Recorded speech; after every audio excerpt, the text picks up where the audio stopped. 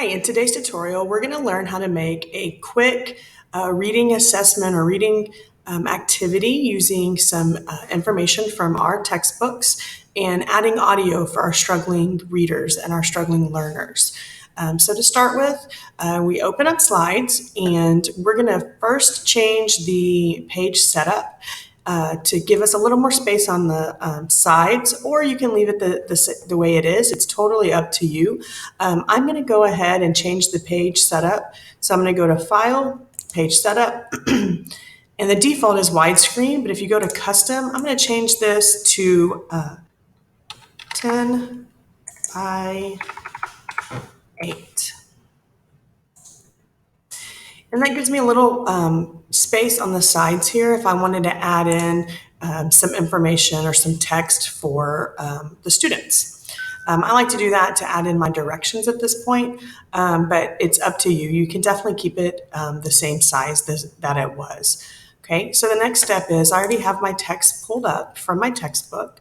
So what I'm going to do is I'm going to use my snipping tool, and I'm going to take a picture of this and add it to my presentation. So I'm going to just type in snipping. If you've never used this, I would definitely pin it to your taskbar. I use it all the time. So I'm going to open up my snipping tool.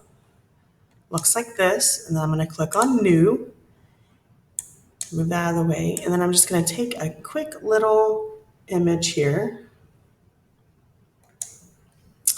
and then I'm going to add it to my slideshow. So it's already on the clipboard. I'm going to add that in. Okay, so this is the text of my story we're reading, and now I need the question. So I'm going to kind of come down here, and I'm going to do another snipping. So I'm going to say New, and I'm going to take just the question here and go back to my slides and paste that in. Okay, so I'm going to make that a little bit bigger so we have plenty of space to type. Okay, so now I do not want my students to be able to move those around, so I'm actually going to set that as the background. So the trick to doing that is you're going to use the snipping tool one more time, and this time you're going to take a picture of the actual slide, and you're going to save it this time. So it's going to save here just in my pictures, and I'm going to name this Rosa's Garden. I'm going to close out my snipping tool. Now I'm going to actually just delete those that I added in there, because what I'm going to do is I'm going to add that image as my background. So I'm going to right click on the page here, and I'm going to go to Change Background. I'm going to choose my image. I'm going to browse my computer. Go to my pictures, and then I'm going to find the Rosa's Garden and say open.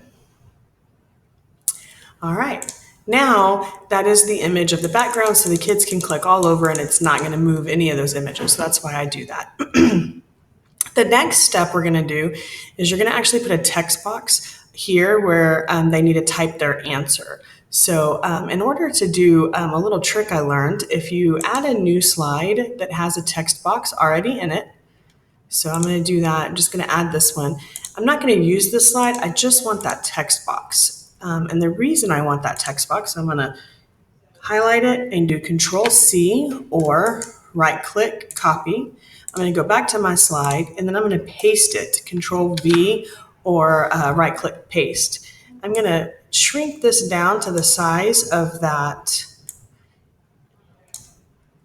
text area.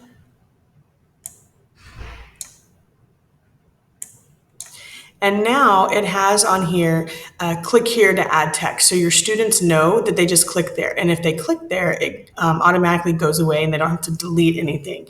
I also like to change the border to be a color and kind of darken it up. That way it's easy to see. So in my directions, I will say something like type your answer in the green text box so they can see here. Once I have my text box in, I then am going to record me reading the selection. I'm going to use something called Vocaroo. So you go to vocaroo.com and it looks something like this. And then I'm going to have the text in front of me and I'm going to click on the record button right here. And I can start recording my selection. Okay. So I'm going to start over and I'm going to read my book so you can see how it goes into our presentation. So, Rosa's Garden by Carol Alexander. I am Sophia. This is Miss Rosa. She has a garden. It is big. Miss Rosa grows flowers. She grows carrots and peas. I don't eat peas. Not one pea. No way. Once I hit stop, I then can click on save and share and then download. And if you look down here in my downloads, I will have a download of that recording. All right, once I have the recording, I need to add it to my drive. So I'm going to click on new and I'm going to do file upload and I'm going to click on downloads. And it is the top one that I just downloaded, the Vocaroo 11 November. I'm going to click on open. That's going to add it to my drive. And then I'm going to go back to my presentation, Rosa's Garden, and I'm going to go to insert and click on audio. And I'm going to look here for the audio that I just uploaded. So it's this Vocaroo 11. So I'm going to click on that and do select. I now have this little audio clip here in my presentation. So what I can do now is I can do a little instruction box